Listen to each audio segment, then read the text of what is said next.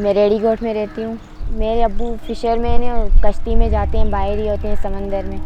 1 हफ़्ता या 1 मंथ ऐसे, उसके बाद फिर आते हैं घर। TCF स्कूल में मैं KG क्लास से पढ़ी हूँ, मैट्रिक तक। स्कूल में जैसे कंपटीशन होते थे, डिबेट्स होते थे, उनमें भी हिस्सा लिया। मैं छुपती थी, मैंने कहा नहीं, मुझे आगे नहीं जाना, बहुत डर लगता था। तो टीचर्स कहती थी नहीं, कि जितना डरोगे उतना ही पीछे रहोगे, आगे ही आना है। सबसे बड़ा मसला तालीम का। हमारे इलाके के जो लोग हैं, एक तो बहुत गरीब हैं, उनके पास इतनी मतलब पैसे वगैरह नहीं होते कि वो कहीं जाएं, अपने बच्चों को पढ़ाएं या वो खुद अपनी सेहत का ख्याल रखें। तो बच्चे पढ़ें, आगे बढ़ें, किसी के पास ना जाएं, किसी के मोहताज ना हो। मैंने यहाँ पर आकर बहुत कुछ सीखा है। यहाँ पर आकर सबसे पहले ये टेम्परेचर लेना, ब्लड प्रेशर लेना, पल्स चेक करना, डिलीवरी करवाना और पेशेंट की हिस्ट्री लेते हैं वो।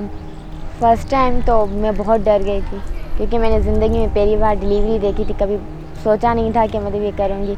उसके बाद जब डिलीवरी असिस्ट हो गई और बिल्कुल सही थी, पेशेंट भी सही था और दोनों की जान बच गई। और फिर मैंने खुद बच्चे को रिसीव किया था, तो बहुत अच्छा लगा। एक पढ़ी लिखी और एक अनपढ़ लड़की में बहुत ज़्यादा फ़र्क है। जो पढ़ी लिखी लड़की होती है वो अपने मुस्तकबिल के बारे में सोचती है, आगे बढ़ती है, इसको अपनी तालीम को कंटिन्यू रखती है। और जो अनपढ़ लड़की होती है वो घर में बैठी रहती है, उनके अंदर एक खौफ सा होता है कि बाहर नहीं निकलती है। जो पढ़ी लिखी हैं उनके अंदर कॉन्फिडेंस होता है।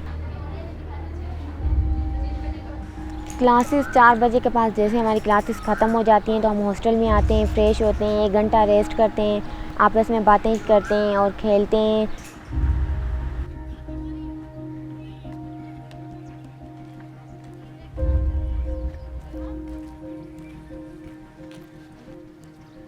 घर की याद तो आती है, घर वालों से भी बात होती है डेली।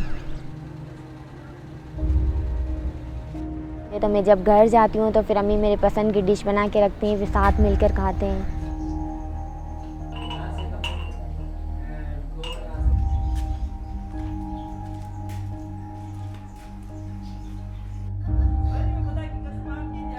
मैं जो ये कोर्स कर रही हूँ नर्सिंग का, इसको 1 साल कंप्लीट हो गया है और 1 साल अभी है। जैसे मैं ये कोर्स कंप्लीट कर लूँगी तो मैं एक कम्युनिटी मिडवाइफ कहलाऊँगी और वहाँ और अभी 1 साल का बाकी रहता है। तो मैं चाहती हूँ कि वो 1 साल जल्दी से कंप्लीट हो जाए और मैं अपने घर जाऊँ, अपने इलाके में जाऊँ, रेडीगोट में, वहाँ के लोगों की हेल्प करूँ।